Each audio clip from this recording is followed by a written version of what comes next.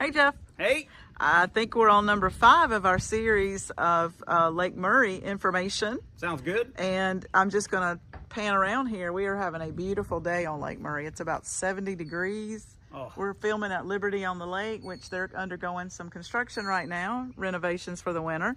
But what do you have for us today, Jeff? All right, I'm going to tell you all about Lake Murray involvement in World War II. So this is kind of fascinating. If you guys didn't know, there are several military installations around the area, just in the Midlands in general, and they played a kind of significant part in World War II, believe it or not, because our U.S. military used to use Lake Murray as a training ground for their bomb squad when they would fly planes over and drop bombs. So, which is kind of fascinating. They would use mostly flour sacks and things like that, but occasionally some live ammo, and there are actually been found some live shells out here on some of the islands underneath the water, which is kind of fascinating. So don't kick it if you find one. Also, one of the islands is still named Bomb Island still today, which is really cool too, historical fact.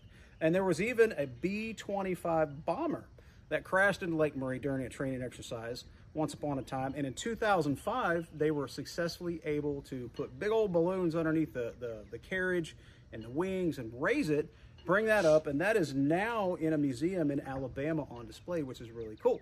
I was fortunate enough to actually see that happen. That was really cool. So I got to see the plane. I didn't get to touch it or lick it or smell it, but I got close enough to it that it was a pretty neat experience. So very most impressive, it was this little fact, was some of the men that trained here were part of the crew back in 1942 on that historic run when Doolittle's Raiders actually dropped bombs in Japan. They trained right here on this lake for that historic run where they bombed Japan. So that's pretty fascinating, isn't it? That's pretty fascinating, Jeff. Thanks. I think it's wild. So if you enjoy that kind of stuff and you want to sit down and be nerdy, come give us a call. I would love to sit down here and tell you all the weird random facts about Lake Murray and history and stuff like that. And if you need to buy or sell a house on Lake Murray, who you gonna call? You better call Carolina Results Team. That's right. Because we know our stuff. That's right. Thanks, Jeff. Bye.